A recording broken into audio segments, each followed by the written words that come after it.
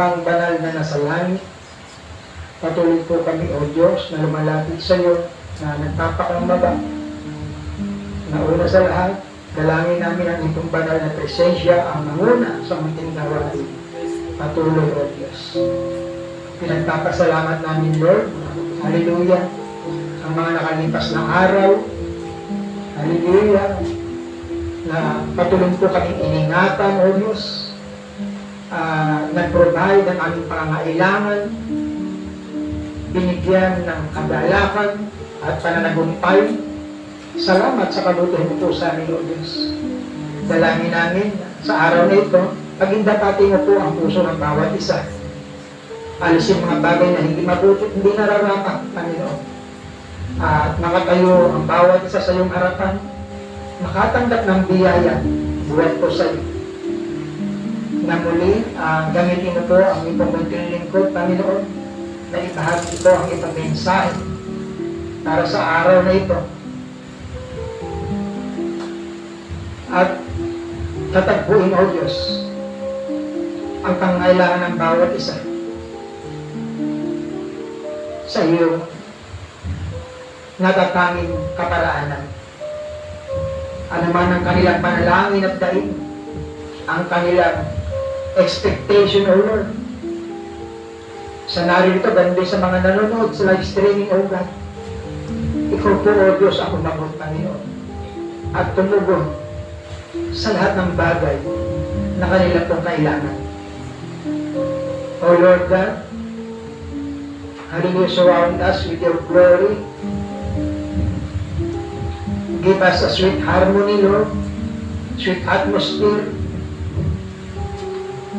At sabihin, Lord, ay kami dalhin, Panginoon.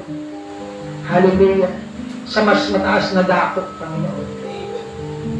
Doon sa Espiritu na kung saan, Panginoon, doon mo kami katatagpuin, Panginoon. O Lord, sa itong mga pangirang kamay, nilalak namin ang lahat. Sa ito, O Diyos, mauwi lahat ng papuri, paglahat, ipagpagpag sa pagpapalain mo mga salita na nakahayag patuloy sa muting dako na ito, Panginoon. Kaya biyaya sa bawat sa akin. Our precious, our glory, and to your God, in the precious mighty name of our Lord Jesus Christ, we pray. Amen and amen. Hallelujah. Glory, bago kayo maupo, tayo po umasa muna sa Genesis 22:16 hanggang 18. Alam natin mga kapatid na kapag nangako ang Diyos, no, ay tiyak yun na matutupad. Pero sa verse na ito mga kapatid, hindi lang basta siya nangako, kundi siya sumanta sa kanyang sarili. Sabi diyan, and said by myself, have I sworn. Sinasa at sinabi sa aking sarili, ay sumanta ako, sabi ng Diyos. No? Say it the Lord. For because thou hast done this thing, and hast not withheld thy son, thy only son, at hindi mo itinanggi sa akin ang iyong anak, ang iyong bugtong na anak, ito yung hiningi ng Diyos si Isaac para handog sa kanya. Sabi dito sa 17, that in blessing, I will bless thee. And in multiplying, I will multiply thy seed as the stars of the heaven, and as the sand which is upon the seashore. And thy seed shall possess the gate of his enemies. Sabi sa pagpapalain kita at sa pagpaparami ay karamihin ko ang iyong binhi, na gaya ng mga bituin sa langit at gaya ng mga buhangin sa baybayin ng dagat, at kakamtin ng iyong binhi ang pintuang bayan ng kanyang mga kaaway. And in thy seed shall all the nations of the earth be blessed, because thou hast obeyed my words. Hallelujah. At pagpalain sa iyong binhi ang lahat ng bansa sa lupa, sapagkat sinunod mo ang aking tinig. Galatians 4:30 at 31. Nevertheless, what saith the Scripture? Cast out the bondwoman and their son, for the son of the bondwoman shall not be heir with the son of the free woman. Kaya man ano ang sinasabi ng kasulatan? Palayasin ang aliting babae at ang kanyang anak, sapagkat hindi magmamana ang anak ng babaeng alipin na kasama ng anak ng babaeng malaya. So then, brethren, we are not children of the bondwoman, but of the free. Kaya nga mga kapatid, hindi tayo mga anak ng babaeng alipin, kundi ng babaeng malaya.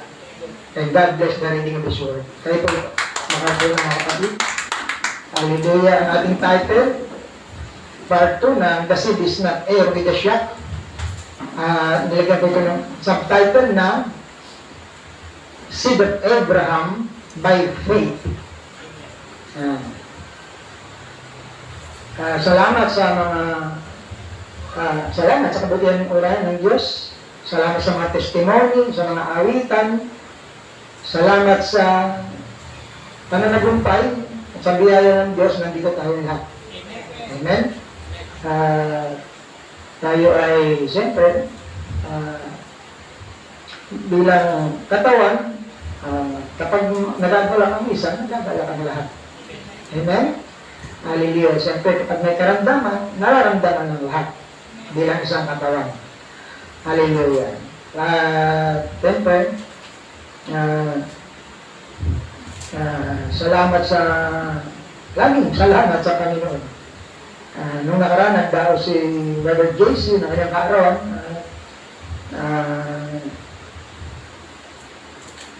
Dahil wala tayong gawain nun. Wednesday, marami palang mga bagay-bagay na dinaranas tayo ng araw din na yun. Ako din ay talagang dumaan sa talagang Martes ng gabi ay gininaw ako talaga. Gininaw ako. Hindi na ako naka-electric pan, giniginaw pa rin ako. Kaya medyo sa biyaya ng Panginoon, nalagpasan natin lahat yun. Hallelujah. Sabi nga, hindi tayo immune, no? Dahil ito sabi, ito ay test house, di ba? Marami itong nararamdaman. No? Ngayon, mga kapatid, hallelujah,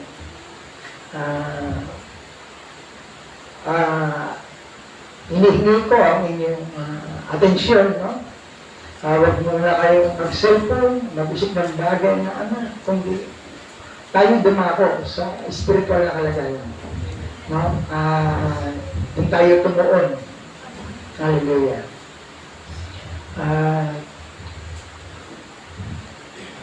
Kulang na lang sa grupo, straight na kayo.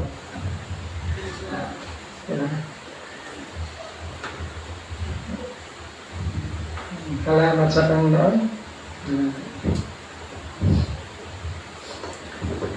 Hallelujah. At happy birthday din kay Sister Jean. Pagpalain ng Diyos ang buhay ng bawat isa. Na nagdadaw tayo ng kaarawan, na nandun tayo sa malinaw na pagkaunawa, nagpasasalamat din sa Panginoon. Okay? Hallelujah. Yung iba, na nagdadaw sa kaarawan, sa kanilang celebration, iba ang pinasasalamatan. Diba? Because of lack of wisdom, hindi nalalaman kung ano talaga yung purpose ng buhay. No, kung bakit nag-exist dito sa mundo. Ngayon, dito tayo sa ating topic. Sabi ko na, nilagay ko lang sa title ito na Seed of Abraham by Faith. Ang Diyos ay nangako, mga kapatid, sa kanyang sarili dahil sa pananampalataya ni Abraham. No? Sabi niya, because you did this, pagkat yung faith, you walk. Past tense ng walk. Faith, you walk. Sumunta ang Diyos dahil sa pananampalataya ni Abraham. Sabi niya, because you did this. No? Sabi, because you did this, saan dyan? Abraham, because you did this, taas muna tayo. Bandang taas, yan. Abraham, because you did this, dahil ginawa mo ito, no? At hindi kung ano, not what somebody else will do. Hindi kung ano ang ginawa o gagawin ng iba. Si Abraham ang tinuro mismo ng Diyos dahil ginawa mo ito. Kita mo kung paano ang Diyos ay makipag-usap, mga kapatid. Hindi dahil sa ginawa ng iba, tayo ay makakakuha ng mga bagay, kundi dahil sa ginawa natin. Dahil sa pananampalataya ni Abraham, at ganun din sa atin, dahil sa pananampalataya mo. Yan. Dahil sa ginawa mo ito, hindi sa ginawa ng iba. Yan, ibig sabihin, sa sarili dapat. Amen? Hallelujah. Hindi sa ginawa ng iba, but because you have did this. Dahil sa ginawa mo ito. No? By faith, you walk and have honored that thing there. Dahil sa pananampalataya, lumakad ka at pinarangalan ko ang bagay na yun. Doon tayo kakatagpuin o parangalan ng Diyos. Doon tayo i-honor ng Diyos. Doon sa paglakad natin sa pamamagitan ng pananampalataya. Not honor works anymore. Ano ibig sabihin not honor works anymore? Kung tatagalugin natin mga kapatid, hindi na sa mga gawa kailanman. Dahil maraming gumagawa ngayon na walang pananampalataya. Kaya hindi doon natitingin ang Diyos sa mga gawa. Bagamat doon ay kung ilalagay natin na mabuting bagay, gumagawa ng mabuting bagay, pero hindi na doon titingin ang Diyos. Saan siya titingin? Sabi niya, I've honored that thing there, not honor works anymore. I will not honor this. I will honor faith. Kaya nga, ang pananampalataya, mga kapatid, lagi niyang kasunod ang gawa. Hindi maaaring gawa, mga kapatid. Sabi, pakita mo sa akin ang iyong gawa. Di ba? Na walang kalakid na pananampalataya, papakita ko sa iyo ang aking gawa. Sa pamagitan ng aking pananampalataya. Hallelujah. Kaya nga, mga kapatid, sabi niya, I will honor faith. Para naman ko, yung sa pamamagitan ng pananampalataya. And because we have did this, without knowing what would be the outcome. Ang pananampalataya, mga kapatid, gumagawa ka ng bagay, umaasa ka sa isang bagay na hindi mo alam kung ano magiging outcome. Amen. Pero sinasampalatayanan mo. Amen. Na doon kayo honor ng Diyos, mga kapatid. Doon sa pinaniniwalaan mo, baka natuwala ka, pero tinatanggap mo na nangyayari. Amen.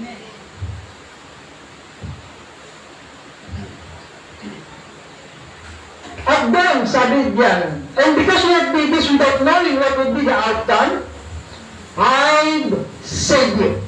Amen. Ililigtas kita. Kaya kung minsan, hindi mo lang,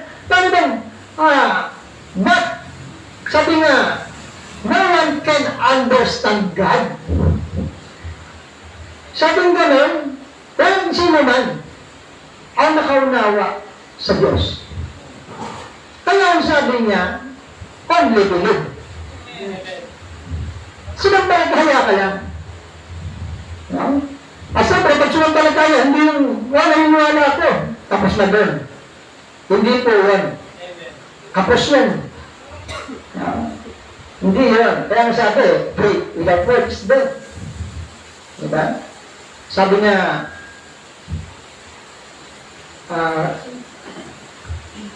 kung tatanggapin mo ang Panginoon, kailangan mo sumunod sa Kanya.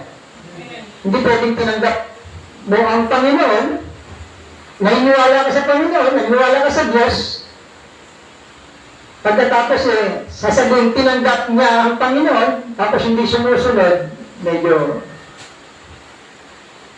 medyo kakaiba, mga kapatid. Salamat ka. Kaya nga, mga kapatid, ililigtas ng Diyos.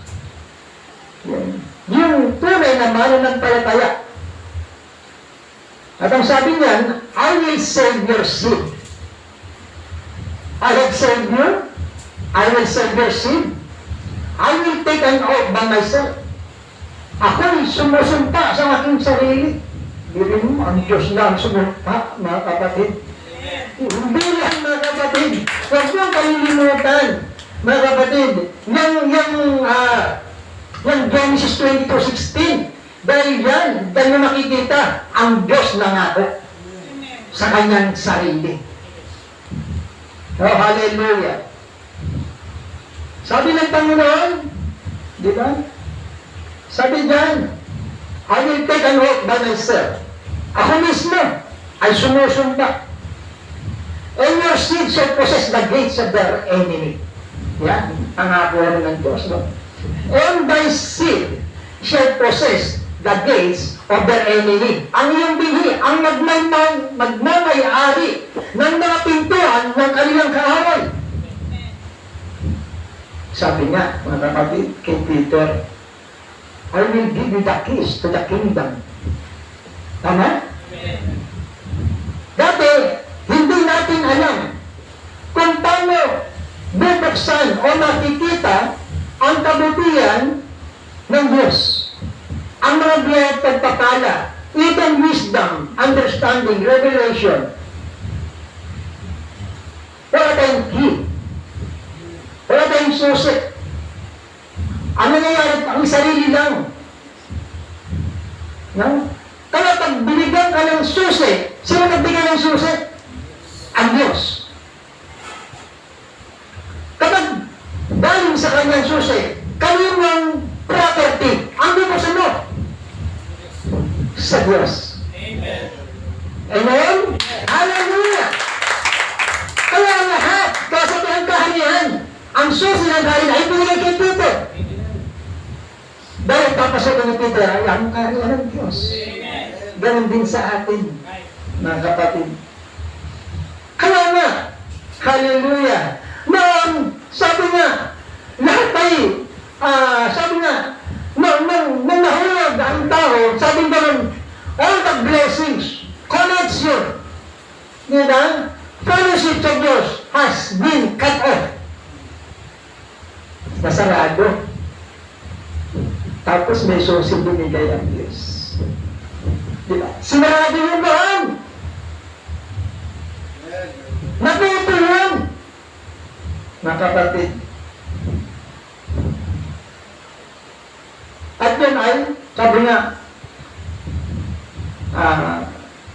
hinarangan ng kaaway. Ayan.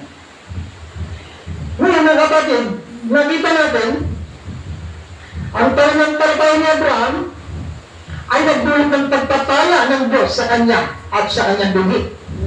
Ang pananampalataya. Kaya nga ang foundation di ba? Faith. Nakita natin si Abraham, mga kapatid muna, nagkaroon siya ng anak kay Hagar at si Ismael at kay Sarah, si Isaac. Mapapansin natin, they were both natural seed or literal. And pareho silang by sex. Diba? Literal seed. Subalit, tingnan niyo mga kapatid, ipinakita ng Diyos kay Paul, even sa prophet, na may binanggit, na ang binabanggit ng Diyos na binhi ay ang kanyang binhing pananampalataya. Not his natural seed.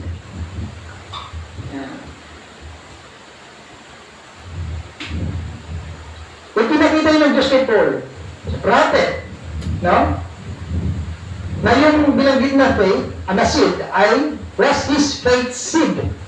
Binhi ng pananampalataya, not his natural seed. Ito ay tumutukoy doon sa maharlikang binhi na darating sa pamamagitan ng pananampalataya. Not Abraham's natural life, but Abraham's spiritual life. Pagkikita natin na ang Diyos ay nakatingin much more in spiritual life. Sabi nga, no? Na si Abraham, sa kanyang spiritual, sabi, ang spiritual life niya, naitinuturing ang lahat ng salungat. Lahat ng salungat na bagay sa salita ng Diyos at tinawag ngayon at tila hindi gayon. Biro mo, lahat daw ng salungat sa salita ng Diyos ay hindi ganyan yan. Doon siya kung nakatingin sa spiritual, doon siya nakatingin, mga kapatid, doon sa sinabi ng Diyos na kahit anong sabihin ng iba na salungat sa salita ng Diyos, hindi yan ganyan. Para bang ganito sinabi, hindi ito imposible, hindi ito salungat, hindi ito mahirap. Kasi kung minsan sinasabi ng iba, mahirap. Mahirap yan. Mabigat. Yeah. Hindi ganyan. Pero kay Abraham, hindi ganon. Tinignan niya na tinignan ang imposible ay posible. Amen. Tinignan niya ang mahirap na hindi mahirap. Tinignan niya ang hindi maaari na maaari. Amen. Yan. Yan ay yung pananampalataya ni Abraham. Amen. No? Kaya nga, mga kapatid, si Sarah, nakatingin ko sa natural na katawan na temporal. Sabi sa siguro sa Corinthian, sabi niya, dito, 2 Corinthians 4:18, while we look not at the things which are seen, tayo ay nagsisitingin hindi sa mga bagay na nakikita. Sabi nito, but at the things which are not seen. Kung dito sa mga bagay na hindi nakikita, doon tayo tumitingin. Ay, kumisan, hindi mangyayari sa akin yan kasi ganito ako, ganyan, ganito. Huwag ka daw doon tumingin. Tumingin ka sa mga bagay na hindi nakikita, no? Pero, kung titignan mo, paano mga naman, kung ikaw ay isang natural man, paano makikita yung mga bagay na hindi nakikita? Diba? Napaka-imposible, mag-iisipin ng tao. Bakit ito nakikita sa akin? Mga bagay, hindi ko nakikita yan. Ano ka nakikita? Yeah. Paano? Nakikita mo lang mga bagay na hindi nakikita sa pamagitan ng faith. Pananampalataya. Tama? Sabi sa Hebrews 11:1, di ba? Now faith is a substance of things hoped for, the evidence of things not seen. Ang pananampalataya daw ay siyang kapanatagan sa mga bagay na hinihintay. Pero na hinihintay mo pa lang, pero panatag ka na. Na inaari mo na, natanggap mo na, panatag ka na. Ganun ba yun? Pananampalataya. Isang kapanatagan sa mga bagay na hinihintay. Ang katunayan ng mga bagay na hindi nakikita. Pag meron ka tayong faith, yan ang katunayan na kapatid na mga bagay na hindi nakikita, na makikita mo. Na matatanggap mo. Na paniniwalaan mo. Mga kapatid, at yan ay hindi lahat mayroon. Mga kapatid. Pero siyempre, yan ang mayroon siya. Believe God. Mga kapatid, against her, believe in her.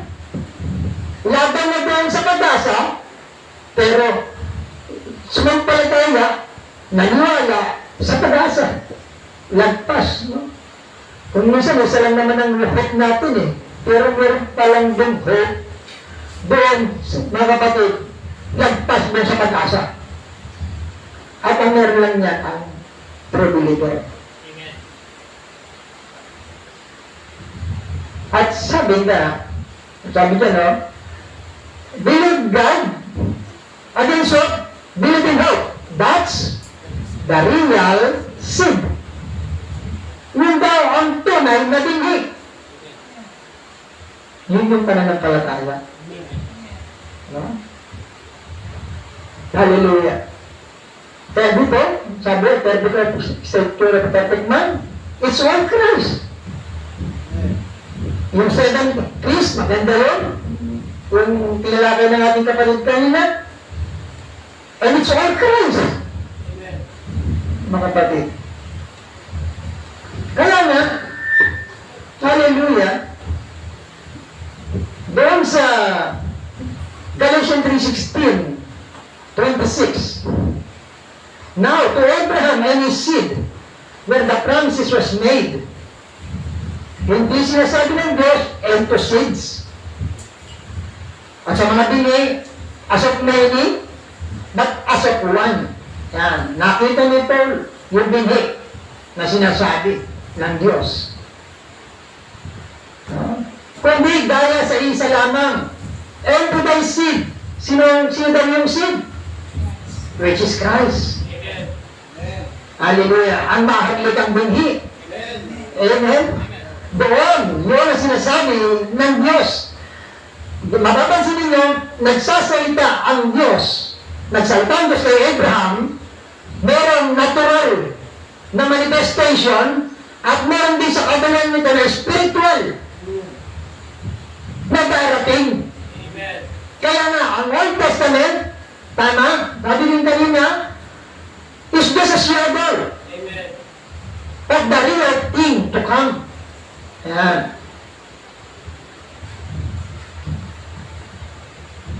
Hallelujah. Kaya nga, sabi gano'n, ang binhi, walang iba kundi ang Panginoon. At paano tayo mapapabilang? O mapabilang sa binhi ni Abraham? Kung natural sin, ang pag-usapan, napakalayo. Diba? Kung si Ismael at saka si Isaac na sila ang unang naging anak ni Abraham. Pero hindi sila pinutukol. Pag how much more yung nandito sa mananalo na hindi natural o literal na binhi ni Abraham. Tama? Ngayon, hallelujah, paano tayo napabilang sa binhi ni Abraham? Sabi sa verse 26 kanina, doon sa Galatians 3:26, for you are all the children of God by faith. Amen. Kanino? Kay Jesus Christ. Amen. Sapagkat tayong lahat ay mga anak ng Diyos sa pamamagitan ng pananampalataya kay Kristo Jesus. Amen. Sabi nga sa Hebrew 12, si Christ daw ang author and finisher of our faith. Amen. Hallelujah! Alam niyo ba pag sinabing author, mga kapatid, kadalasan, unawan natin, di ba? Pag sinabing author, siya yung sumulat ng isang aklat o mayakda ng isang article. Yung bang siya yung responsable doon. Pero maaari rin itong tumukoy, mga kapatid.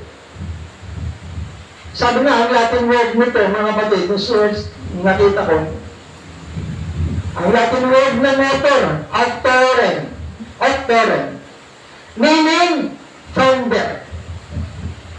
May akda. Diba? Ang may akda ay ang tawag lumikha ng isang akda o plano. Yung author.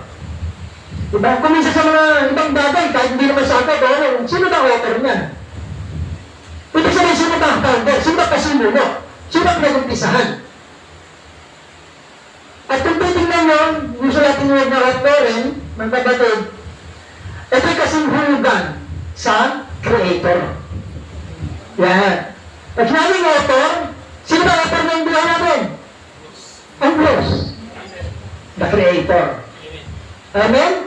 Kaya sabi, si Christ daw ang, sabi, he's the, sabi naman, siya ang the author, diba? and finisher of our faith. Or hallelujah. Author. Pagkakapag nila, founder, siya yung nag-create. Siya yung creator. Dapat mag-create ng faith na yun. Hindi ang tao. Kaya na mga kapatid sa 27, for as many of you as have been baptized into Christ, have put on Christ. Ang lahat na binaptisman kay Kristo, ibinihis si Kristo. Kaya makikita natin talaga kung sino yung binaptisman kay Kristo. Sa pamagitan ng ibinibihis o ibinihis si Kristo. At sino ba si Christ? Siya ang Word. Siya ang salita. Diba? Siya yung nagbibihis sa atin. Siya yung author. Siya nagbibihis sa atin. Siya nagdadagdag sa atin. Pag mayroong niligay ang Diyos, yan ang bagay, dadagdag niya. Siya ang gagawa. Yeah. Oh, hallelujah. Kaya nga, walang magiging hudyo, sabi sa 38, o Griego man, walang magiging alipin man, o malaya man, walang magiging lalaki o babae man, sapagkat kayo lahat ay isa kay Kristo Jesus. Diba? Kaya wala nang circumcised, uncircumcised, wala nang Gentiles, wala nang Greeks, wala nang Hudyo. Lahat ba kayo isa na lang kay Kristo? Amen. Kaya nga sa 29, at kung kami kay Kristo, if we take Christ, then we are Abraham's seed. And heirs according to the promise. Kaya may binhi ni Abraham at mga tagapagmana ayon sa pangako. Doon tayo nagkaroon ng connection. Amen. Kaya lang ibinigay sa ating pananampalataya, anong ipangkakonnect natin sa Panginoon? Wala. Kaya lahat na walang tunay na pananampalataya na buhat sa Panginoon ay walang connection o hindi konektado sa Panginoon. Amen. Ganun talaga nangyayari mga kapatid. Kahit anong gawin niya, mga good works o ano man, sabi hindi na ako titingin dyan, kundi doon sa pananampalataya. Amen. Kasi kung sabi nga, naku, kung minsan mas marami pa silang nagagawa. Kaysa doon sa mga pinili ng Diyos, yung mga walang, nakikita natin na kung gawa ang pag-uusapan. Diba? Sabi, mas mabilis magsipagtubo yung mga damo. Susipag tumubo. Hindi mo na tinatanong, hindi tumutubo pa rin. Hindi mo yung mga bilito, tinatanong mo na, ang kupad bang tumubo? Na, tinatanong mo, binibigay mo.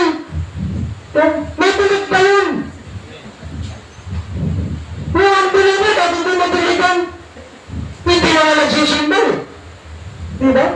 Pero minsan may mga bagay sila mabubuting ginagawa. Ang mga kalungkot naman parang mahirap tanggapin, mas marami pa silang ginagawang mabuti kaysa na sa tribulation.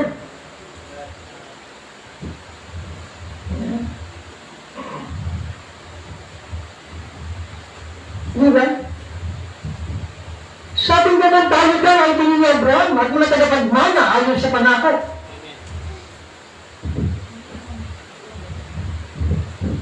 Kaya na ang salita ng Diyos, word of life to us. Kung tayo naniniwala sa salita ng Diyos, ito daw ay salita ng buhay sa atin. Amen. Mga kapatid. No? Kaya nga mga kapatid, if we believe the word of God, it is the word of life to us. Ibig sabihin, pag hindi ka naniniwala at sumasampalataya sa salita ng Diyos, kaya masabi, walang buhay. Amen. Ano Ano sabi ng John 6:63? The word that I speak unto you, they are spirit and they are life. Kaya nga, kung tayo sumasampalataya sa salita ng Diyos, it is the word of life to us. Ito salita ng Diyos sa atin. Sabi, the word that I speak unto you, they are spirit and they are life. Oh, hallelujah. Kaya kailangan sampalatayanan natin ang salita ng Diyos. But if we question the word of God, di naman di ba sinampalatayanan, kinwestiyon mo ba? Hindi ka na nga sumunod. Bumulong-bulong ka ba? Nanatwirang ka ba? Nakinig ka ba sa iba? Hindi mo na nga. Di ba?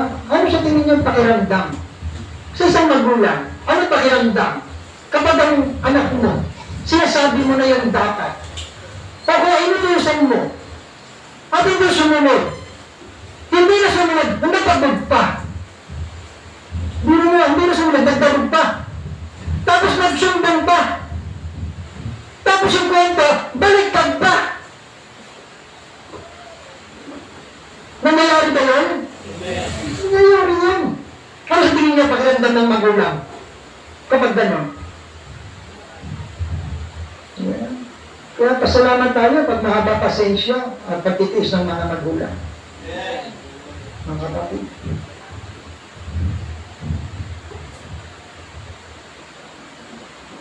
Ang salita ng Diyos, pag sinampalatayanan mo, ito ay buhay.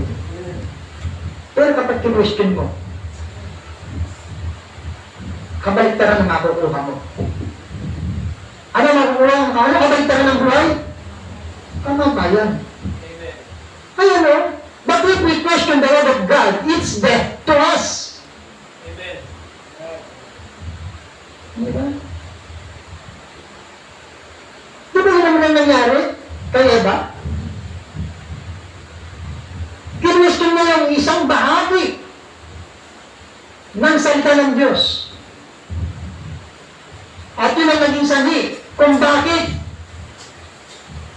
meron tayong mga napakaraming problema ngayon. Sabi nga, dumating ba ng kamatayan? And death came death. Ano bang ibig sabihin ng death? Death means separation. Ayan. Death means separation. Kapag pinag-alinlanganan mo ang salita ng Diyos, kapag kinwestiyon mo ang salita ng Diyos, it will bring you to death. And death means separation. Amen. Yun ang nangyari sa Garden of Eden. Di ba? Sa pasimula pa lang, mga kapatid, nakita natin, inihiwalay ng Diyos, na kapatid, ang buhay sa kamatayan. Hiniwalay niya, mga kapatid.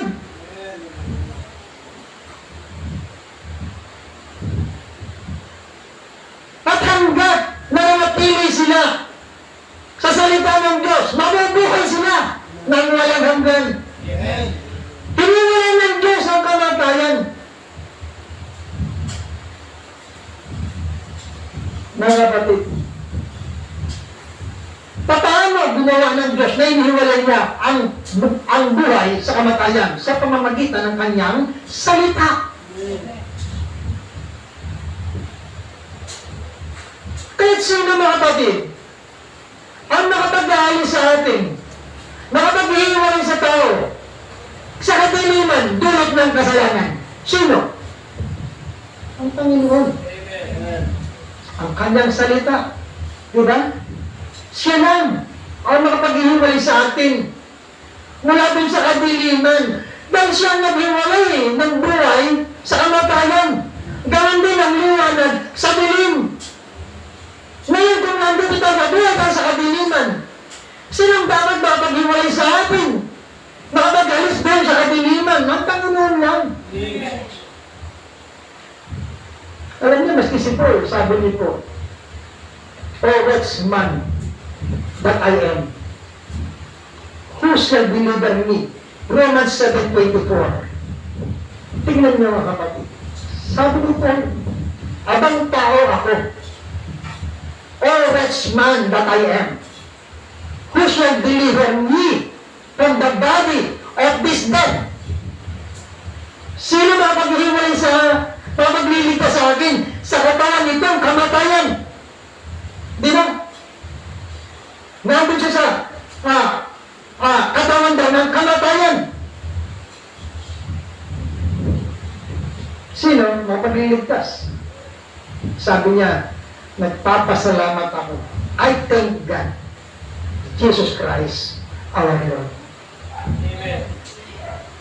Dahil, mga kapatid, oh hallelujah,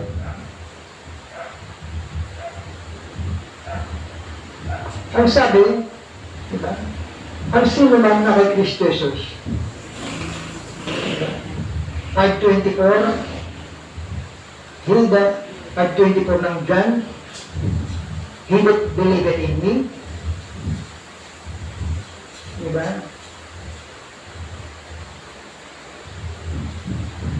Verily, verily, I say unto thee, he that heareth my word and believeth on him that sent me, hath everlasting life, and he is past. He will not come to judgment. Sabi yan, not come to condemnation, but is passed from death unto life. Amen. Si Christ lang. He that heareth my word. O sino ang sabi kanina? Sino ang makapaghihiwalay? Sino naghiwalay ng bilong at liwanag? Nang buhay kamatayan? Si Christ. Ang salita. Yung sabi niya, sino man dumidinig ng ating salita? Di ba? He will not come into condemnation, but he is passed from death unto life. Amen. Oh, hallelujah! He said, I thank God through Jesus Christ our Lord. At ngayon mga kapatid, dahil tayo sa kanilang message, and today he does the same thing. No? Hallelujah. Paragraph 19.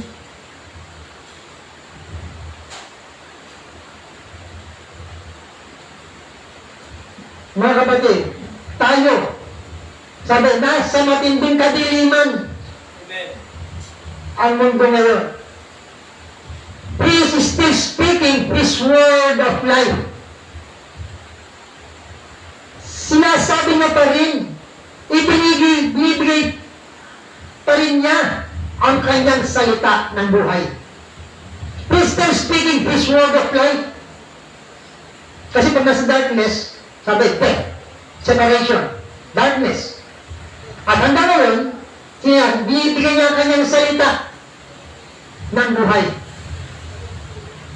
Para kanino? Those who want to believe. Amen. Bakit those who want to believe? Meron talagang hindi maniniwala. Amen. At ito para lang doon sa maniniwala. Amen. At alam natin kung ano ang makikita mo sa tao naniniwala. Amen. Mga kapatid. At doon sa mga taong hindi naniniwala.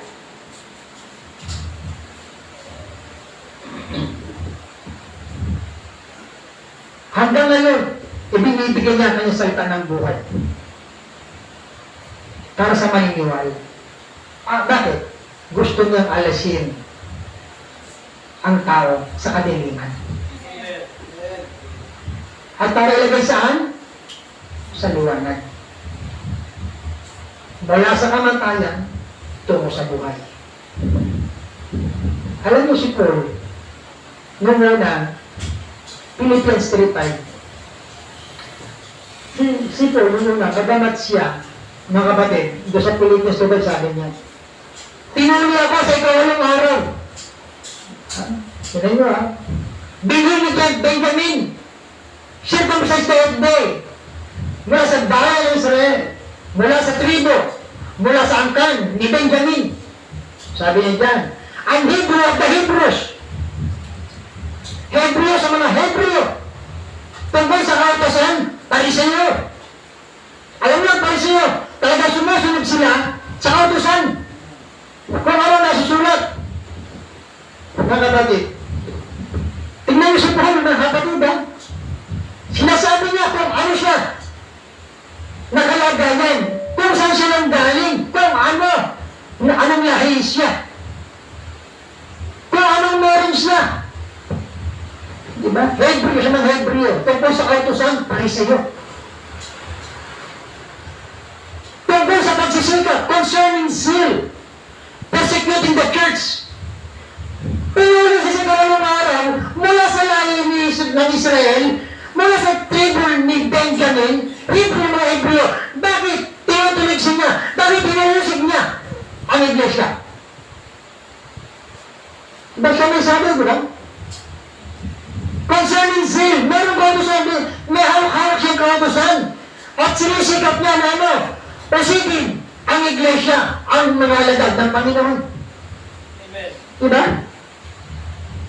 Pero yun, tungkol sa kabanalan na nasa kautusan, sinusunod na. Ano daw? Walang kapintasan. Diba? Tagalagin sa Tagalog. Sabi yun, tungkol sa pagsisikap ay nanunusig sa iglesia, tungkol sa kabanalan na nasa kautusan, walang kapintasan. Di ba parang maaari kahintulad doon sa binatang mayaman? Binatang mayaman, 10 utos na sunod niya. Wala pagkabata. Si Paul sinasabi niya, bata pa lang ako, pinuli ako sa ikawalong araw. Di ba?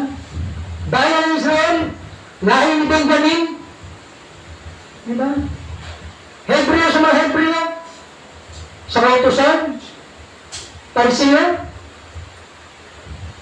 Diba? Tapos wala daw siyang walang kapintasan tungkol sa kabanalan na nasa kautusan. Walang kapintasan. Sabi ni Paul, but what things were gained to me? Amen. Gayun lang ang mga bagay sa akin ay pakinabang. But what things? Sabi niya, dahil man, ang mga bagay na sa akin ay pakinabang, ay nari kong kalugihan. Amen. Hindi pwedeng susunod ka lang ang susunod doon sa kung ano yung sinabi ng, di ba? Dahil sumusunod ka, dahil inutos lang. Dahil sinabi lang, dahil kailangan lang. Kung minsan may sumusunod na, labag sa kanilang panahon eh. Hindi kasi yung nasusunod eh. Eh sabi, nagpalda daw ako eh. Yeah? Ay sabi, nagpahaba daw ako ng buhok eh. Sa laging sabi kasi, puro lagi lang pantalon eh. Pero sumusunod, dapat sa kalooban. Diba? Pero sabi, dahil ang mga bagay sa akin ng paginabang, ay nari kong kalugihan. Alang-alang kay Kristo. Amen. Kung baga sa isang taon, namuhunang ka, nalugi ka, para kay Kristo. Dati, ang lagi nagkita mo sa harap, sa sigarilyo. Pero ngayon, inisip ng Osby, kalugihan ko yun, pero alang-alang kay Kristo. Amen? Oh, hallelujah! Kahit sa verse 8, doubtless. Tingnan, nakalagay dyan, doubtless. Ano ba yung doubtless? Walang alinlangan. Walang pag-alinlangan. Sa Tagalog, ang nakalagay lang, oo nga. Tama, oo nga. Sabi, doubtless. Sabi sa Tagalog, oo nga. Kaya nga, kung titignan nyo ang scripture, marami rin kulang na pagkakatranslate sa Tagalog. Diba? Sabi nga na, doubtless. And I count all things but loss. At lahat na ng mga bagay, inari kong kalugihan. For the excellency of the knowledge of Christ Jesus my Lord. Inari kong kalugihan dahil sa dakilang kagalingan ng pagkakilala kay Kristo Jesus na Panginoon ko. Sino mo yan? Kalugihan yan. Dami niyang...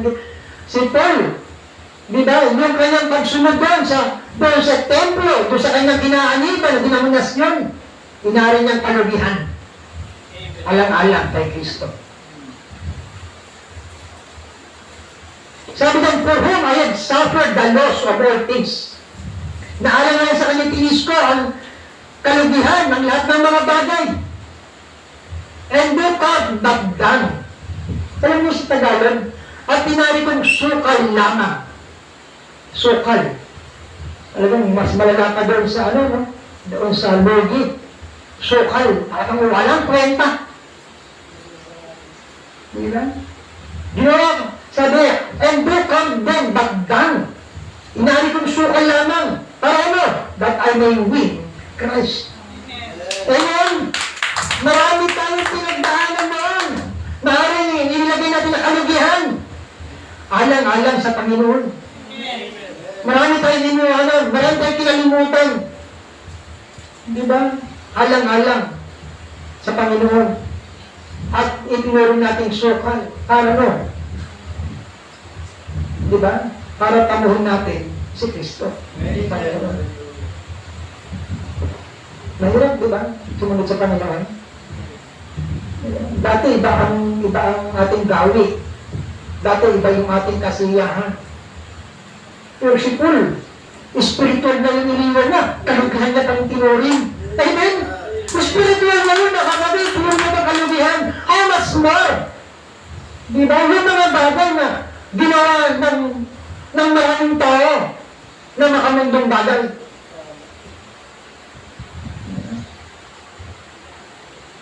Kaya nga, tingnan nyo, and be found in Him, not having my own righteousness. At natagpuan daw ni Paul, na masumpuan niya na walang katuwiran sa kanyang sarili. This is of the law, but the which is through the faith of Christ. Kundi ang katuwiran sa pamamagitan ng pananampalataya kay Kristo. Diba? The righteousness which is of God by faith. Ayan. Ang katuwiran ng buhat sa Diyos sa pamamagitan ng pananampalataya. Diba? Kaya hallelujah. Kaya hindi pa pagkita mo ang kasulatan. Alam mo ang maraming bagay ay tama ng paglilingkod mo. Maraming ganyan. Maraming verse na alam. Hindi ibig sabihin mo tama na yung kanyang paglilingkod. Hindi perfect may mga ministry. Diba? Hindi perfect may ministry ka o baptahin sa lahat ng iglesia. Nasa liwanag ka na. Masigit si Paul, sabi ni Paul, sa kautusan.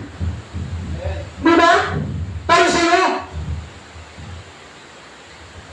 Paano natin i-compare? Diba? Kung anong merong ministry tayo.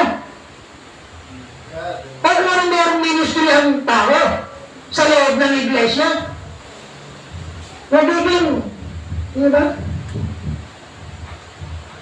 Hindi yung sapat, mga kapatid. Dahil nakita natin si Paul. Hindi nga rin nasa kabiliman siya. Pero sumusunod sa kautusan. Diba? Ano yung nabalang nilalabanan niya pa yung liwanag? Diba? Hindi nga rin, mas dilim siya, nilalabanan niya pa yung liwanag. Diba? Sino? Ang salita. Si Christ. At nasa ng salita nun, nasa mga lagam. Diba?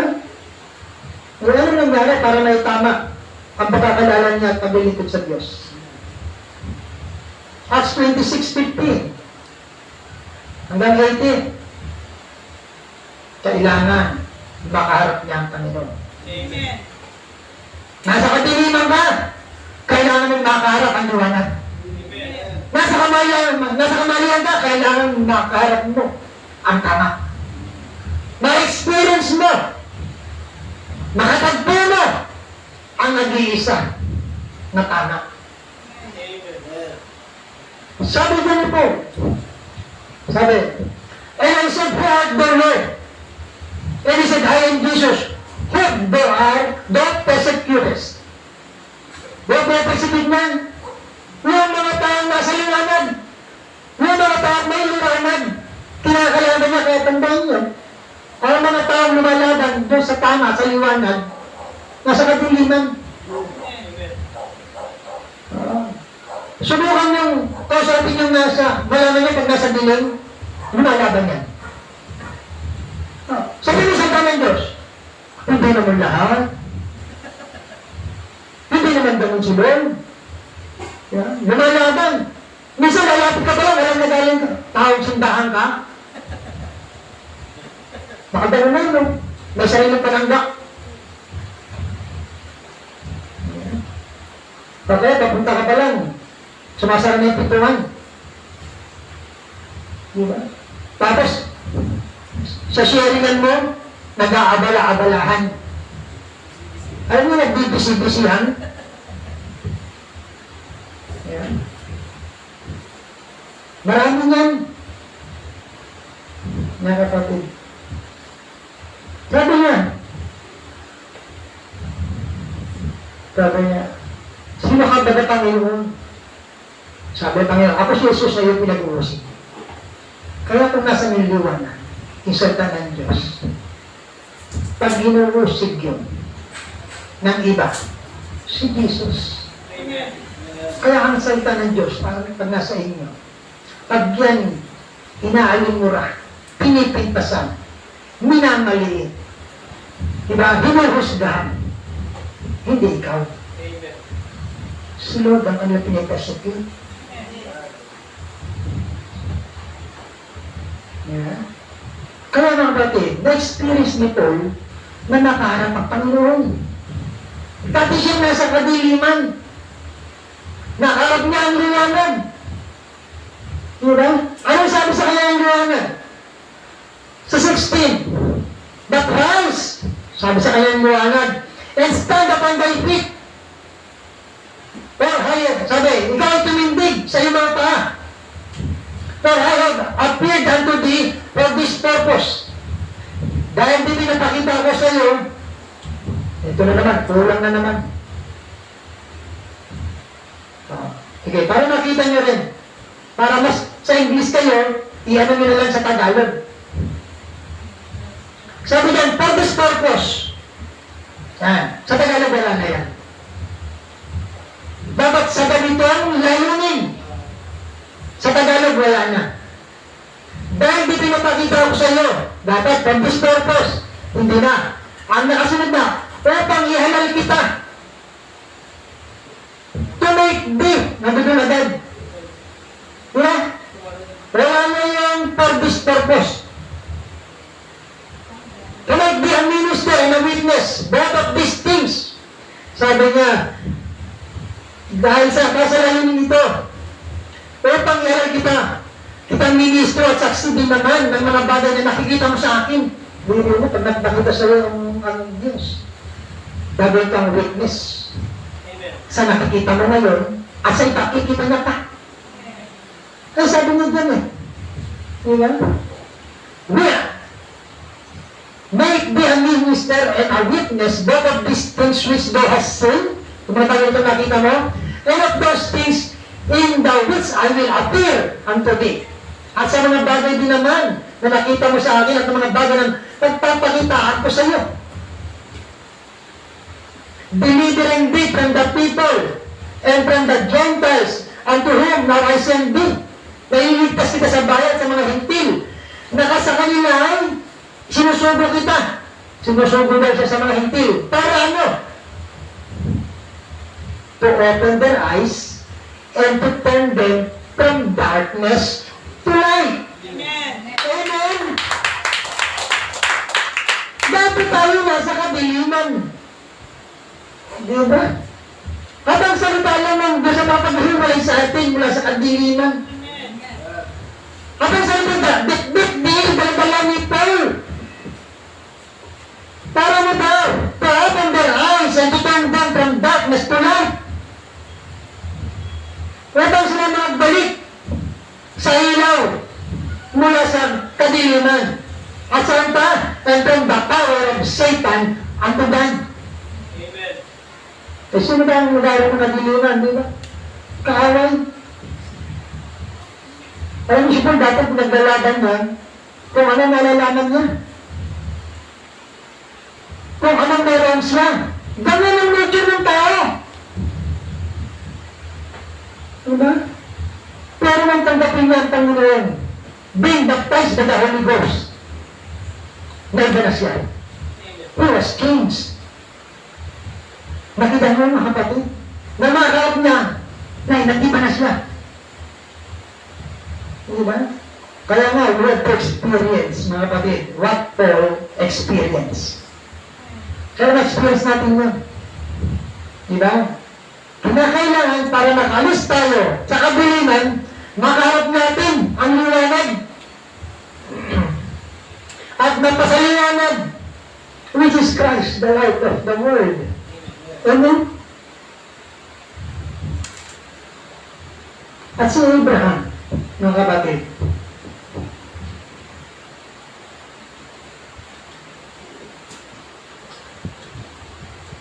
hallelujah. And Abraham one day,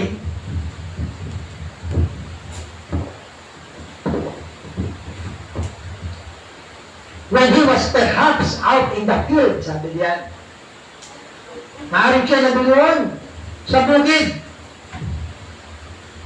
Diba? He met God. Yan. Si Paul, na-meet niya sa daan ng Damascus.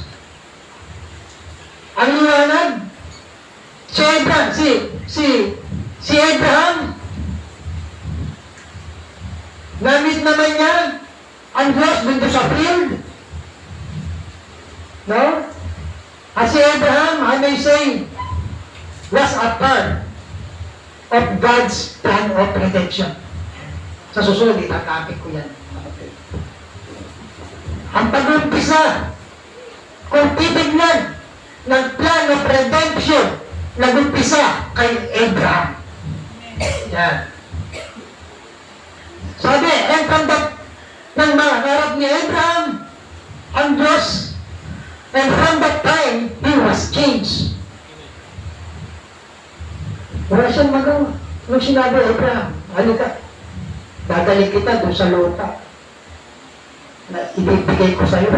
Magiging stranger ka ron. Ganito, ganyan.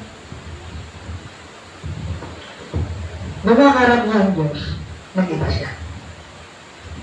Because he had met God. Diba? From that time, he was changed. Because he had met God. It changed him. Hindi nagpabago sa kanya o nagbago sa kanya. And God called him to be the father of many nations. And believe God and believe His promise. Siya sumampalataya sa Diyos at sa kanyang pangako dahil nakaharap niya ang Diyos. At nung nakaharap niya ang Diyos, he got stronger all the time. Imbis na matanda na, papahinaan na, naglalo pang lumakas. He got stronger all the time.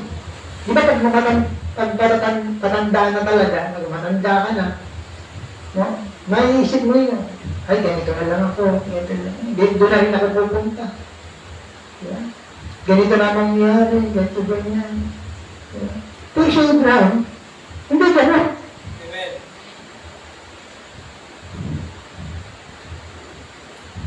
Sabi gano'n, no?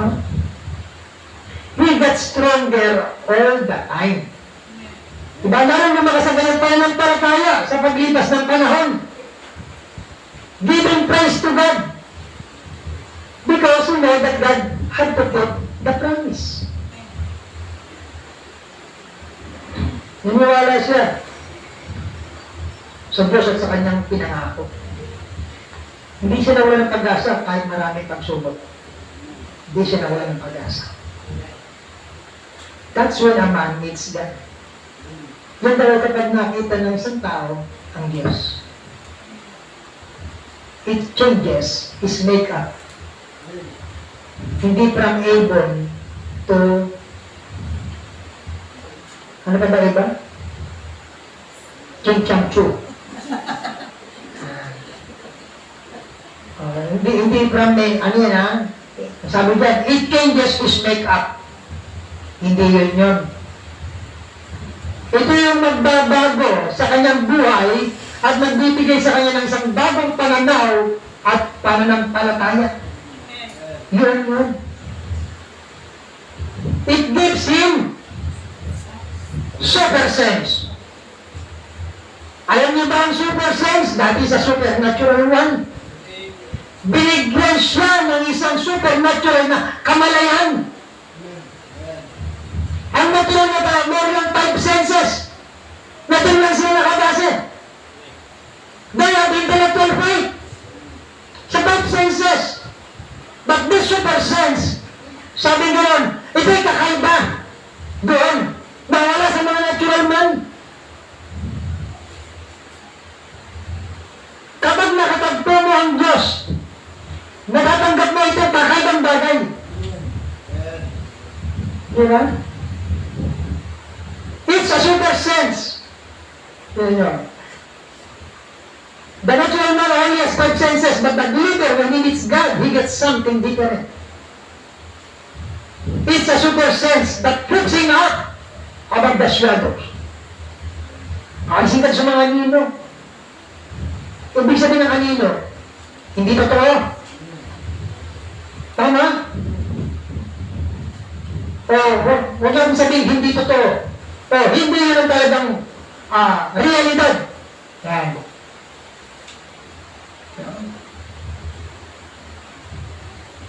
Kaya nga, mga kapatid, hallelujah,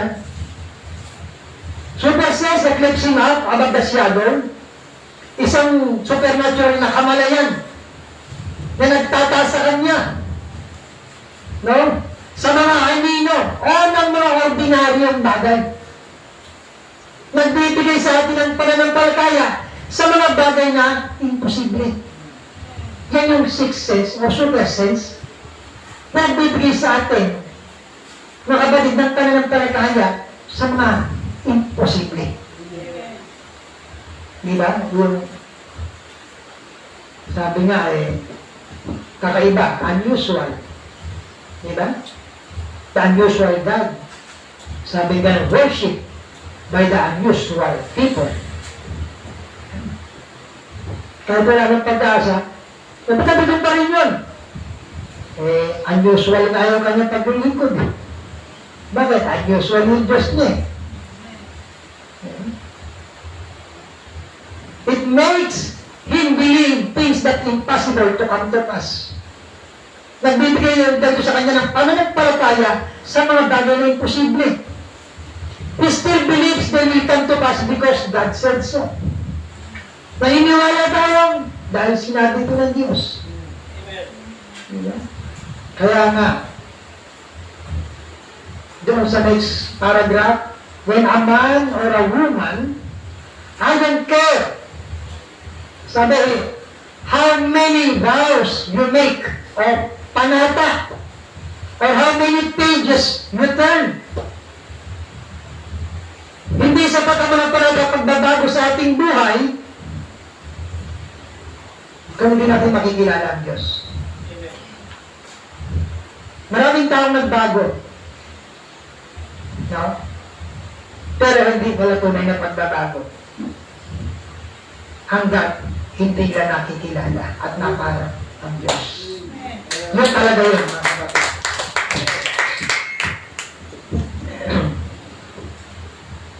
Sabi diyan, I don't care how many vows you make or how many pages you turn, until you meet God, you cannot be changed. Amen. Napapasa niyo? Amen. Diba? Until you meet God, hanggat din nakakarap ang Diyos. Kahit sabi mo tinigil mo pag-iinom, hindi ka pa rin nagbabago. Tinigil mo pa rin nigalya, pagsusubala ka ng bagay, hindi ka pa rin nagbabago. Sa isip lang ng tao na yun, nagbago siya. Pero sa harap ng Diyos, hindi. Bakit? Kailangan makarap mo muna ang Diyos. Amen. At yun ang magdadala sa iyo sa tunay na pagbabago. Diba? Until you meet God, you cannot be changed. But when you once meet God, then you are changed forever. Amen! Hallelujah! Pag nakarap ng Diyos, nakikita mo, nalalaman niyo mismo. Amen. Mga kapatid, hindi man instant lahat mawala, pero gradually mga kapatid, sa bawat takbang mo, bawat pagdala mo, bawat pagbabasa mo, bawat pakikinig mo, nakikita mo, we are changed forever. Amen. Oh, hallelujah. Kaya nga, ang pagkilala sa Diyos, ang tunay na susi ng pagbabago ng ating buhay. Kung papansinin natin, si Moses, na makaharap niya ang Diyos, hindi lang siya. Pagtag mo. Andun nga tayo, sa 73, yan ba yan? Didn't only change Moses. Nang makaharap niya ang Diyos, hindi lang daw si Moses ang nabago. It changed Israel. It changed Egypt. It changed the world. Sabi ganon. Kailan? At that time. Sa oras na yun, di ba nabago ang Israel? Nabago ang Egypt. Di ba? Yung ba nangyayari? Nabago ang mundo ng panahon yun. Ang pagkilala ng isang tao sa Diyos, mga kapatid, ay maaaring magdulot ng pagbabago, hindi lamang sa sarili mo, kundi na rin sa mga tao nakapaligid sa iyo. Amen? Pagbaharap mo ang Diyos, hindi lang ikaw ang mababago, pati mga tao nakapaligid sa iyo. Kaya hindi natin kailangan baguhin ang mga nakapaligid sa atin. Unahin natin ang ating sariling baguhin at susunod ang mga nakapaligid sa atin. Yan yung mga kapatid. Kaya nga from-inside muna, di ba? To outside. Hindi from outside to inside. Babaguhin mo yung mga nasa labas. No. Sa atin muna. Amen. Bago yung sa labas. Kaya nga, hindi lang daw si Moses, patay na ang paligid niya. Dahil, because one man met God and took him at his word. Nakita niyo? Hindi kapag ang liwanag, dala-dala mo. Kung maaari na, ikaw may flashlight, may mga taong pupuntahan. Subukan mo, hindi makisabay sa iyo yun. Madilim eh. Ikaw may flashlight. Diba? Ito yung mga kuliglig, yung mga kulisat na eh. Lumalapit sa ilaw eh. Diba? Because one man met God and took him at his word. Pero mo isa lang. Si Moses isa lang. Diba? Nabago ang sitwasyon.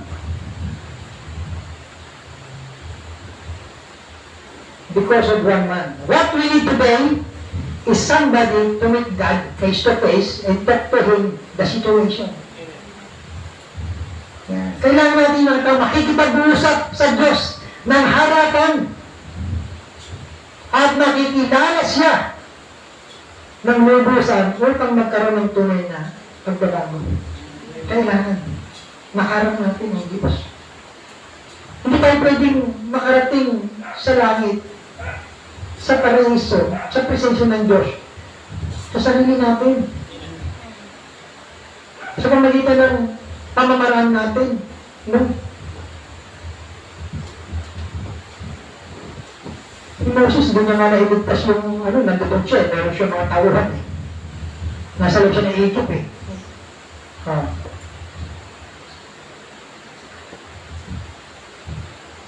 Tingnan niya. When men meet God, things are changed. Certainly. Tiyak yun. Pag nakarap mo ang Diyos, tiyak may pagbabago. Pero kung minsan, dalawa yan. Mataas, pababa. For better, for worse. At tinan dyan, Kasi yun ang tanging para magkaroon daw ng tunay na pagkaasan, pagbabago. From that time, on Moses, the coward, kanya, buwag siya dati. The one that was running had been changed. Na dating umahayaw, tumakbo, tumakas na eh. Diba? Nang makilala ng Diyos, naging isang matapang na lingkod ng Panginoon. Diba? And from that time, he became the servant of the Lord. It always works that way. When a man meets God, things are changed. Kapag ang salita nakilala niya, naharap niya ang Diyos, nagbabago ang mga bagay. Napapansin niyo yan. Pag nakaharap niya ang Diyos, ang mga bagay, magbabago. Magbabago ang iyong pananaw. Magbabago ang iyong lakad. Ang iyong pagtingin sa mga bagay-bagay. Di ba magbabago? At doon ka nagiging isang bagong nilalang. Amen! Hallelujah! Maraming tao ngayon pumapunta sa maraming simbahan. Kadalasan, ang dahilan, ayaw mapunta sa impyerno. Marami. Ayaw mo. Gusto mo pangalan ko dyan. Ayaw mo mapunta sa impyerno. Gusto mo pangalan ko dyan. Kung parang ano lang, may picture ka. Nagpapakita lang, mira, hindi, nasakalista na pangalan ko dyan. Pakitay mo, para mabago niya. They fear hell. Gawin mo, yung prena ka nakatakutan, may tapos natakot ka sa Diyos. Amen. Diba?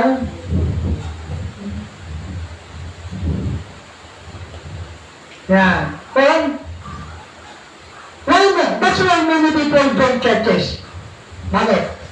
Because they fear hell. And they come and put their, put their names on books.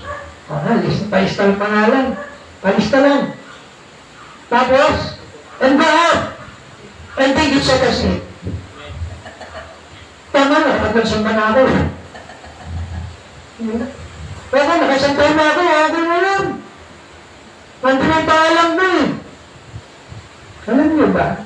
Yun ay pagsusulat lang ng pangalan kung meron man. Mga kapatid, no?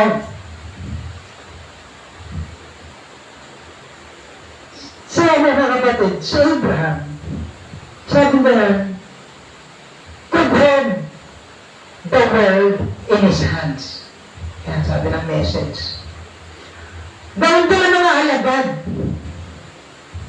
maraming ginawang mga himala. Makututin natin, para bang pwede lang ilagay, maging sikat sila, maging kilala sila. Pwedeng ilagay ang mundo sa kanilang mga kamay. Pero, yung lupas din yun. Pagkitad mo nga. But that kind of fame, no? But that kind of fame, sa bandang taas, yan, tuloy nyo. The apostle with great powers could have had the world in their hands. As it was to say, na pwede ba sabihin, could have spread fame, kasikatan, saan mang bakit. But that kind of fame soon dies. Pero ang ganyang uri ng kasikatan ay madaling lumipas. Madaling mamatay. Madaling maglaho. Pero meron nakapatid. Sabi nga, okay na, nakalista ang pangalan ko doon. Kahit ganda, nakalista na ako doon. Eh, yun lang ginawa ng mga alagad eh. Maski ng sino mga lingkod ng Diyos, sabi nga, it soon dies. Pero, there is the only lasting fame. Ayan. Ang tanging katanyagan na hindi mawawala, mga kapatid, ay ang maisulat ang iyong pangalan sa aklat ng buhay ng Barbero ng Diyos. Yan ang hindi mawawala, mga kapatid.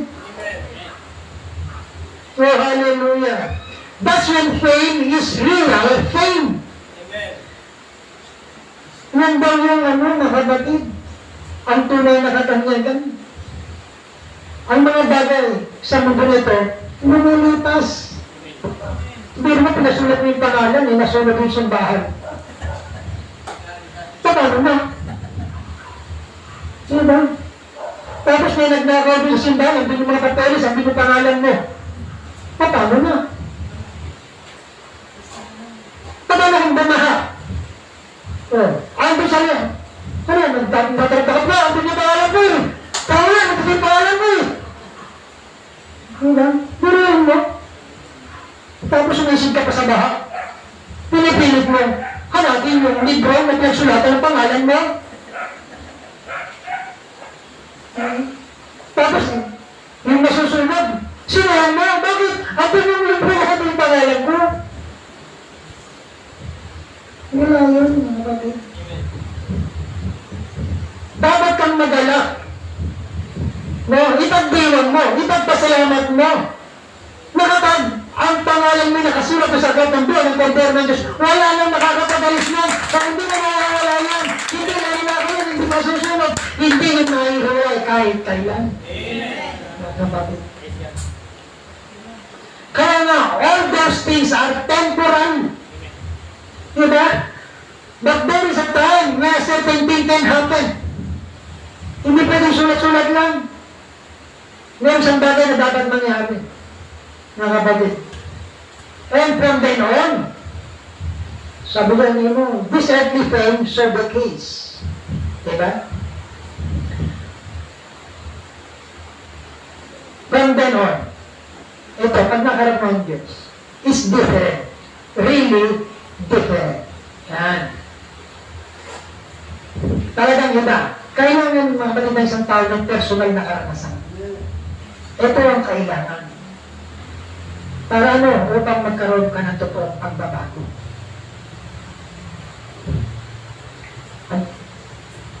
Meron ng mga tao, maring may kilala kayo eh. Ang dami na simbahan pinuntahan, hindi pa rin nagbago eh. Diba? Dami na pinuntahan. Ganun pa rin eh. Kasi hindi yun. Kailangan ma-experience na harap ang Diyos. Amen. Yun ang tayo magbibigay sa ito na pagbabago. Amen. That's when man meets God. Amen. Kapag nakilala ng isang tao ang Diyos, ito yung simula ng isang bagong buhay at isang tunay na relasyon sa Diyos. Diba? Ang Santa Mabalik, hindi kailanman magiging pareho pagtapos na makita niya at nakaharap niya ang Diyos. Amen. Diba? Kaya yung sinasabi ko kanina, sa bandang baba, 67 paragraph, a man can neither meet God and neither be the same again. Yan, hindi mo siya kagaya ng dati. Na ano?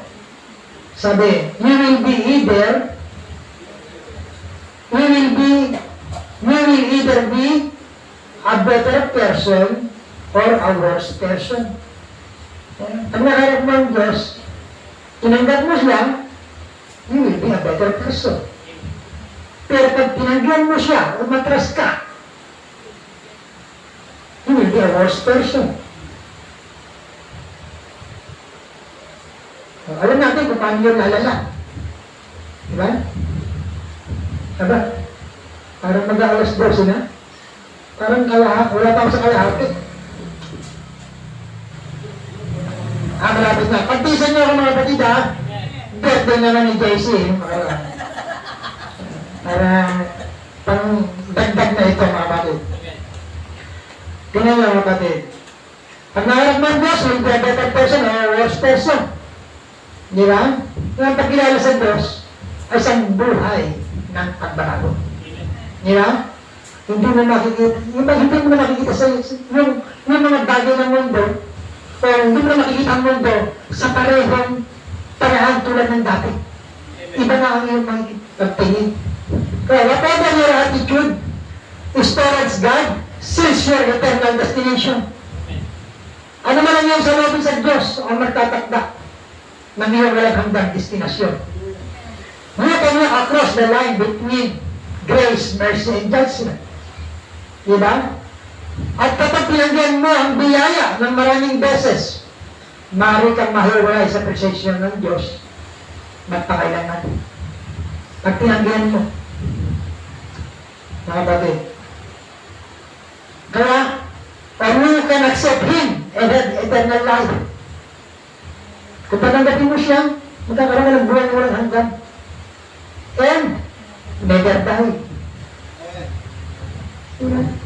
But be raised up again at the last day, or in the general resurrection. From that time, something happened.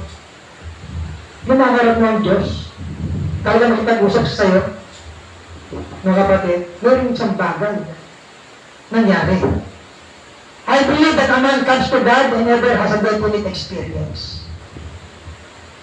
Sabi nga, naniniwala ko na isang tao nakaranas ng isang tiyak na karanasan sa Diyos. Hindi pwedeng impersonation na experience. Hindi pwedeng parang si Lord yung nagsalita. Hindi pwedeng parang kayo makatiyak ka, be certain. Amen. Di ba?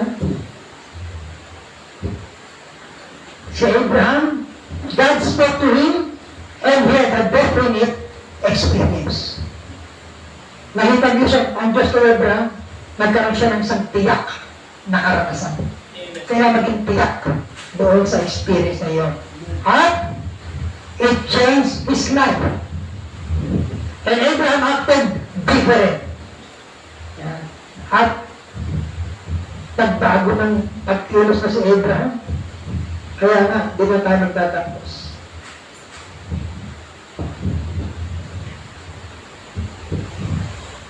Kaya meron tayong ganyang experience mga kapatid. Ibubuksod din tayo nito na tayo makatayo sa ating sariling mga paa. At gagawin ito na magbubuksod ito na gumawa tayo ng mga bagay na kung ano ang gusto ng Diyos. Pag nakaharap namin siya, hindi mo isipin na naman ang sasabihin ng iba. Mga kapatid, na ganito yung sitwasyon mo, sige ka pa rin, sa pagdalo sa gawain, pag-awit sa Panginoon, ano man ang sabihin nila?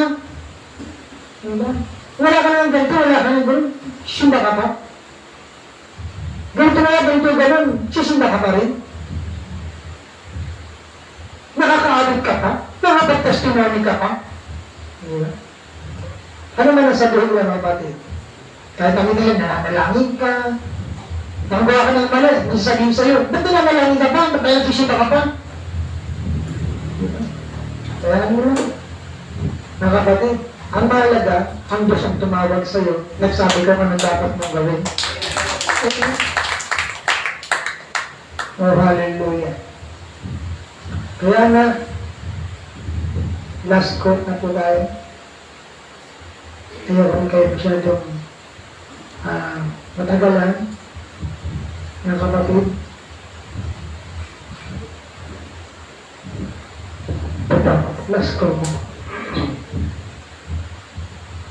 I want you to get this. Isang paragraph na lang doon ito. I want you to get this and don't never let it pass from you. Gusto ko maintindihan ninyo ito, sabi niya. At huwag niyo hayaan mawala o lumagpas lang. But if a man has ever stood on the sacred sand at the backside of the desert, kagaya ng nangyari kay Moses, when he meets God face to face, there is not enough devils in hell to take away from him. Wala na daw sapat na mga demonyo o diablo sa lahat ng impyerno ang makakakuha mo sa kanya nang makaharap niya ang Diyos. He knows he met God. He knows he had an experience. He talked to God. Alam niya na nakapag-uusap sa kanya ang Diyos, nakapag-uusap sa kanya. Nakilala niya ang Diyos, alam niya, nagkaroon siya ng karanasan. Di ba? Regardless of what the opposition is. Ano man ang sabihin ng mga laban dito opposition, we can say from that time, something changed me. Amen? Amen. Walang makakatulong nito ng kapatid sa iyo. Ikaw mismo, pag nakaharap mo, masasabi mo na nakaharap mo talaga ang Diyos. Amen. Na hindi na ikaw ang nabubuhay, kundi si Kristo na. Kapatid, wala kang makakuha sa iyo ng experience na yun, na yun ay nakatalaga para sa iyo. And to God be all the glory. Hallelujah. At tayo po tumayo, tayo po umawit sa Panginoon. Hallelujah.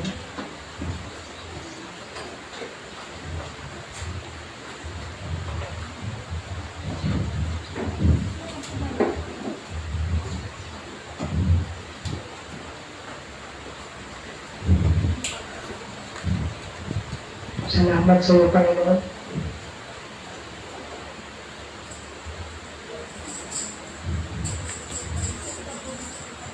Hallelujah.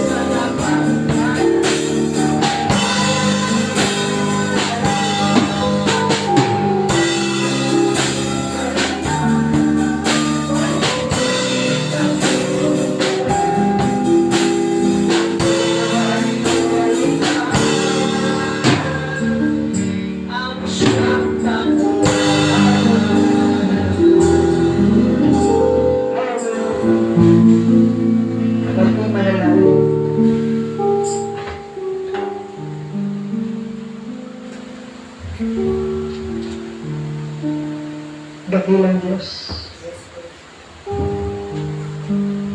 Patuloy kami nagpupuri, nagpapasalamat po sa iyo. Unang sa iyong pag-ibig sa amin. Sa iyong mensahe at banal na salita. Sa kapahalagan, sa inspirasyon, Amen. sa pagtatagumpay. Salamat po ang Diyos sa lahat. Amen. Lord God, patuloy kaming dumagalangin po sa iyo. Patuloy mo po nawa kaming bihisan ng itong salita. Huwag pong hayaan, O Diyos, na ang mundo ang magbihis sa amin. Kundi ikaw ang magbihis, O Diyos, sa amin.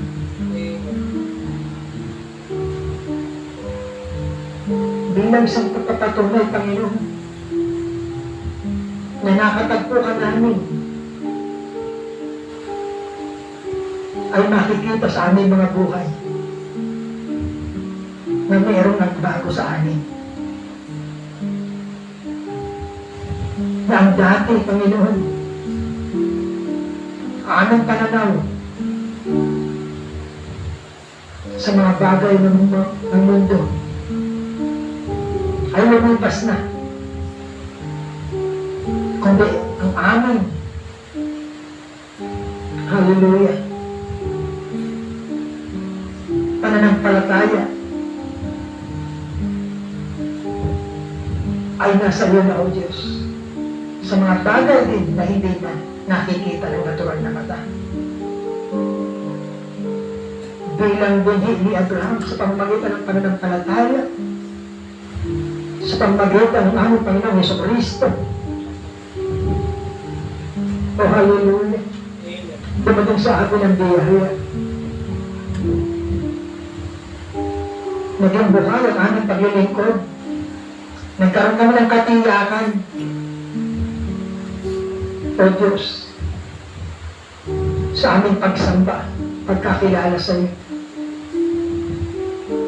Patuloy ko pong idinadalangin, Panginoon, ang munting kawan sa munting dako na ito.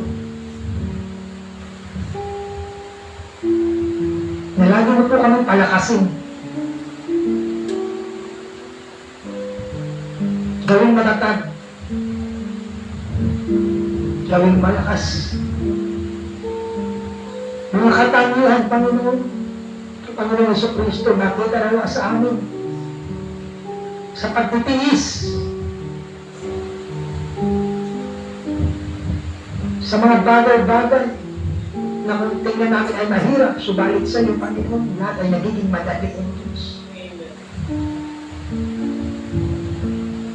Mga bagay na imposible, sa iyo imposible, O Diyos. Tulungan mo po kami lahat na makaganap ng kani-kanyang gampanin bilang bahagi ng itong katawan.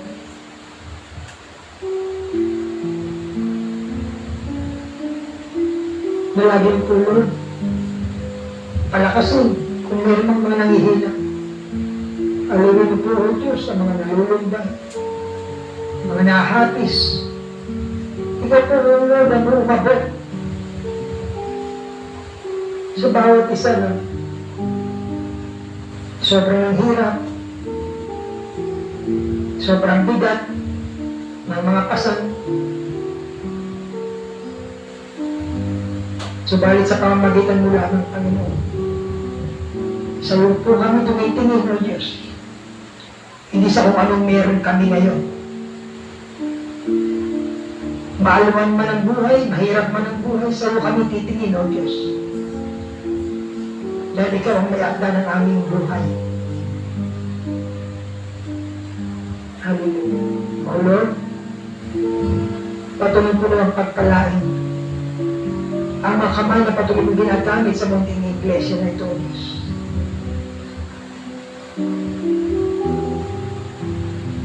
Sa mga exhorter, Bible study teacher, sa mga musicians, sa MC, sa leader, sa mga sisters na naganda ng mga pagkain, namimili, sa mga young people, Panginoon.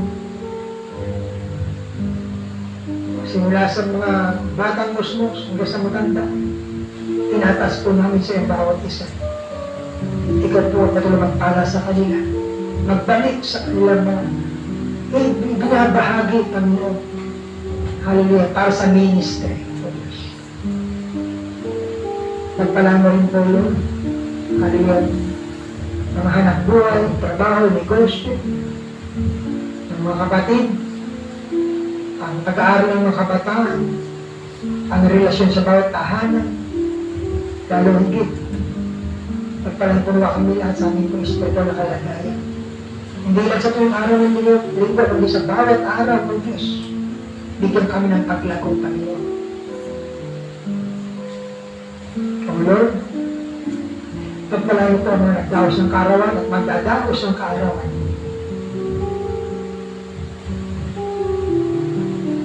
Pagpalayo mo patuloy ang kanilang buhay, may paglingkod ang kanilang buhay po sa iyo, sa ministry din, Lord. Nabigyan ka ng kaluguran, Panginoon. Dalangin ko ang mga may karamdaman sa pisikal, total healing, O Lord. Maibalik ang mga dating kalakasan, kasiglahan mo yan. Sa pananampalataya, galing po sa aming pamilya. Lalong higit mga karamdaman sa spiritual, ay sama-sama namin pong idinudulog sa iyo. Mga kapatid namin na hindi namin kasama ngayon, ganun din mga nanghila, naglalagin, mga hindi na nakakadalo, itong puno ang kanilang mga puso, maibalik ang hilig ng pag-ibig ko sa iyo sa pagdalo sa gawain. Ano man, O Diyos, ang panalangin at daing ng bawat isa, ikaw na punawa ko ang tumamo. Sa mga nanonood sa live streaming na mga baguhan, O Lord, bigyan ko siya ng wisdom, understanding and revelation, Lord. At matanggap nila ang biyaya, ang tulong na biyaya, biyat ko sa iyo. Pagpalaan po, Lord, mga kamay na patuloy namin sa mga pagkain na aming pagsasaluhan. At ang mga pagkain ito magbigay ng kalakasan sa katawan at magamit na ipaglikod po sa iyo. Kaya hindi po ingatan po ang mga uri, mamaya sa kanyang pong tahanan, na baang bawang o Diyos ang pagtatalukay. At dalangin na patuloy mong pag-iingat sa amin sa mga oras at araw ang darating. At patuloy ng provision ng aming po mga pangangailangan sa bawat oras at bawat araw. Hanggang sa muli magkasama-sama kami sa gawain kung ikaw po'y hindi pa darating sa Diyos. O Lord, sa itong mga parang kamay, inilagak namin ang lahat. Sa iyo po, O Diyos, maawilan na pagpapong, pagluluhati, pagdakil, pagsambat, pagsalamat. In the precious mighty name of our Lord Jesus Christ we pray. Amen. Amen. Hallelujah.